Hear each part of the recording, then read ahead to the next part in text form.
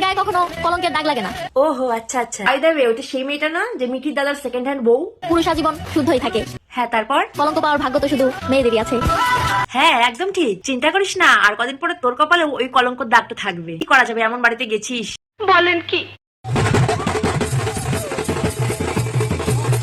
ভাগ্য হলে মিঠির মতো ভাগ্য হতে হবে যে বছর বছর নিচের দাদার বিয়ে খেতে পারবে আর এইভাবে ধেই ধেই করে নাচতে পারবে। সবাই বলো আসছে বছর আবার হবে।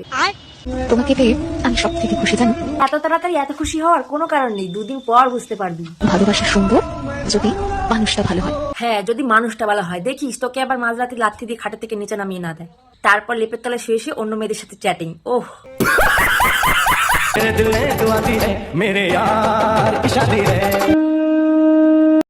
হ্যাঁ হ্যাঁ, বছর বছর এই বিয়ে নামক বিজনেসটা বেশ ভালোই চলছে ভাই বোনের। ভালোবাসলে যে তাকে পেতেই হবে এমন কোনো কথা নেই। এতই যখন বুঝিস তাহলে তুলিকার উজ্জ্বলের মাঝখানে তুই এলি কেন? কানাঘুষিতে যতটা শোনা গেছে তুলিকা উজ্জ্বলের মাঝখানে সম্পর্ক থাকাকালীন তুই উজ্জ্বলের সাথে চ্যাটিং করতি আর তুই ওদের সংসারটা ভেঙেছিস।